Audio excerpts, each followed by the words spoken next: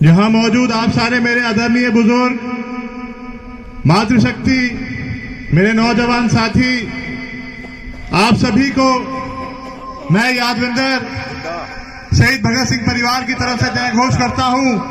किसान एकता, किसान एकता, किसान एकता। और आज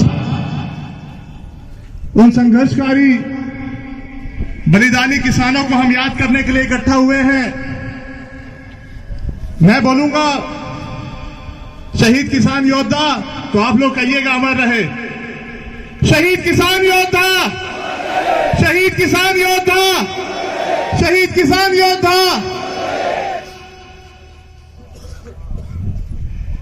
यहां मौजूद सारी आदरणीय खाप पंचायत की सरदारी, आप सभी का ये हौसला, ये जज्बा, जो ये संघर्ष चल रहा है, मैं तो ये कहना चाहूंगा ये सिर्फ किसानी को बचाने के लिए नहीं है, क्योंकि हमारे हिंदुस्तान में दो तरह का हिंदुस्तान है।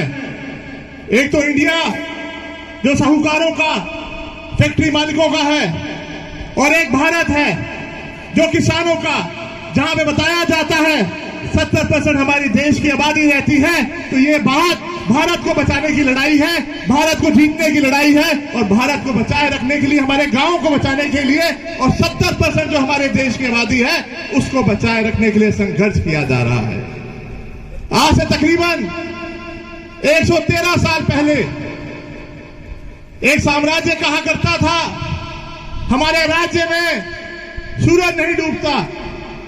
उन्होंने भी इस तरह का एक प्रयास किया था, किसानों से धरती लेने का, किसानों के ऊपर ऐसा कर, ऐसा लगान लगा दिया था। आप मेरे सर पे ये पगड़ी देख रहे हैं, यह हमारे सब बुजुर्गों ने पगड़ी बांधी हुई है।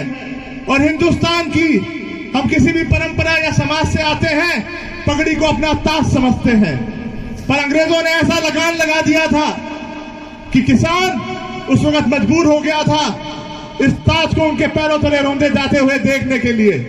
किसानों को कह दिया गया था कि वो कोई पेड़ नहीं काट सकता अपने खेतों के अंदर, और यहां तक ये भी कह दिया था, ऐसा कानून बना दिया था कि किसी किसान का अगर बड़ा बेटा मर जाता है या उसकी मृत्यु हो जाती है तो अंग्रेजी हुकूमत उसकी जमीन को अधिग्रहण कर लेगी, वो आगे अपने परिवार वालों को नहीं दे सकता। उस वक्त एक व्यक्ति उठा था, उसने संघर्ष किया था, सरदार अजीत सिंह, भगत सिंह जी के चाचा जी, मेरे परदादा। उन्होंने एक नारा दिया था, पगड़ी संभाल बेटा, पगड़ी संभाल, तेरा लुट गया माल, खड़ा हो जा, अपने ताज को संभाल। मैं कहता हूं वो ऐसा आंदोलन खड़ा हुआ खासतौर की उत्तर भारत में, जो साम्राज्य कहता था हमारे राज्य में सूरज नहीं डूबता। मैं कहता हूं उन्होंने इस धरती पुत्रों को छेड़कर ऐसा कर्म कर दिया था कि उनको हिंदुस्तान ने क्या सूरज का डबोया, हिंदुस्तान से भी बाहर भगा के दे दिया था। तो मैं कहना चाहूंगा वो तो गोरे थे जो कहते थे हमने दुनिया जीती हुई है, यहां तो अपने ही लोग हैं, काले अंग्रेज हैं। तकरीबन एक बार फिर अंग्रेजी हुकूमत ने जो कानून लाए थे, जो किसानों के खिलाफ थे, मजदूरों के खिलाफ थे, तब एक किसान का बेटा 1929 को, जैसा भी मेरे साथी ने रागनी में कहा था, दिल्ली चल के आया था, बेरी हुकूमत के कानों को जगाने आया था, अपनी आवाज पहुंचाने। मैं कहूंगा उस वक्त तो एक भगत सिंह आया था, और आज तो इतने सारे हजारों लाखों भगत सिंह यहाँ दिल्ली की सड़क पे खड़े हैं इस बैरी हुकूमत को जगाने के लिए। तो मैं कहता हूं क्यों नहीं, ये कानून वापस होके रहेगा और हम लोग अपनी जमीनें लेके रहेंगे, जिसके हक के लिए हम लोग लड़ रहे हैं। मैं यही कहना चाहूंगा, शहीद आजम भगत सिंह जी का मैं कोई अकेला वारिस नहीं हूं, आप सब भी उनके वारिस हैं, आप सब भी उनके वंशज हैं, और आप लोग जो सच्चे वारिस और सच्चे वंशज बनकर अपनी धरती को बचाने के लिए, मैं कहूंगा, और साथ के साथ हिंदुस्तान को बचाने के लिए इकट्ठा हुए हैं।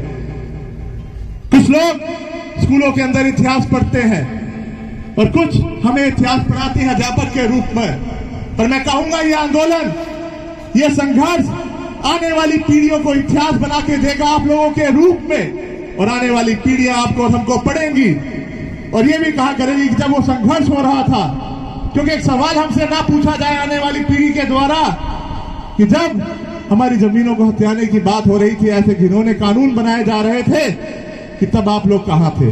पर मैं कहूंगा हमारे बुजुर्गों ने कमान संभाली है और युवाओं से भी कहना चाहूंगा, कहते हैं ना, वो कौम ही क्या जो गुलामी की जंजीरें ना तोड़ सके, वो कौम ही क्या जो गुलामी की जंजीरें ना तोड़ सके, और वो जवानी ही क्या जो दी हुई दुश्मन की चुनौती ना मोड़ सके। इस चुनौती को स्वीकार करना है नौजवानों ने, और आप बुजुर्गों ने हमें एक रास्ता दिखाना है। उस वक्त के हमारे पूर्वजों ने संघर्ष किया था, आज आपके और मेरे पास विरासत के रूप में हमारी पूंजी, हमारी जमीनें हैं। उसी संघर्ष को, उसी इतिहास को दोहराने की बात है।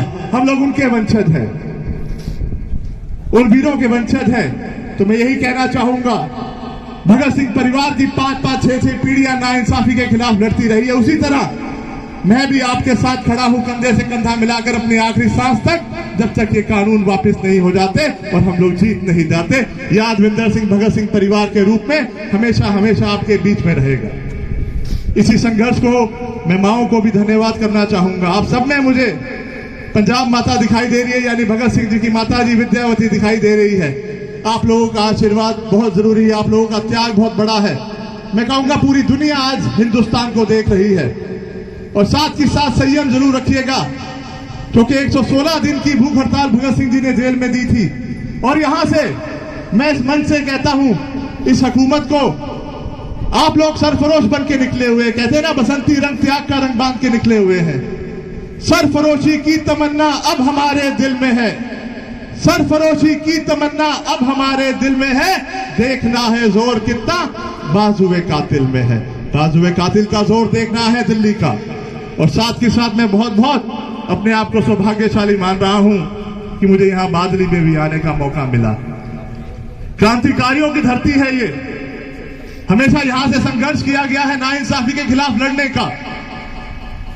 तैमूर लंग जो कहा करता था कि मैं दुनिया जीतता हूं, दुनिया को नहीं हरा सकता, मुझे कोई नहीं हरा सकता, इसी धरती के एक वीर गुलिया जी ने, हर वीर गुलिया जी ने उसको भाला मारा, यानी दिखा दिया कि हम लोग झुकने वाले नहीं हैं। हमें सर कटाना मंजूर है पर झुकना मंजूर नहीं है। उनका आशीर्वाद प्राप्त करने के उनकी वीर भूमि से मौका मिला। आप लोगों ने मुझे यहां माने का भी मौका दिया, उसका भी धन्यवाद करता हूं। एक बात जरूर कहूंगा, अगर इस धर्म युद्ध की लड़ाई में, अगर आज इस धर्म युद्ध की लड़ाई में रथ पे सवार होकर पंजाब अर्जुन के रूप में निकला है, महाभारत का युद्ध हुआ था, धर्म युद्ध हुआ था। मैं यहां हरियाणा में ही रहता हूं, मैं यहां की खाप जागृति को बहुत अच्छे से जानता हूं। अन्याय के खिलाफ हरियाणा की खापों ने हमेशा संघर्ष किया है और न्याय की बात करी है। उसको जानते हुए, उस जागृति को समझते हुए, उसको महसूस करते हुए मैं यही कहना चाहूंगा, अगर महाभारत के युद्ध में अर्जुन था और अगर वो अर्जुन पंजाब बन के निकला है, मैं आपके यहां से जागृति को देख के कहता हूं कि हरियाणा श्री कृष्ण बन के उस रथ का सारथी है और विजय तक पहुंचा के रहेगा और हमारे देश के किसानों को इंसाफ दिलाकर रहेगा। जिंदाबाद, जिंदाबाद। और मैं आपको बहुत बहुत शुक्रिया करता हूं, आपने मुझे मौका दिया, हर समय आपके साथ रहूंगा। किसान एकता जिंदाबाद, जिंदाबाद। बहुत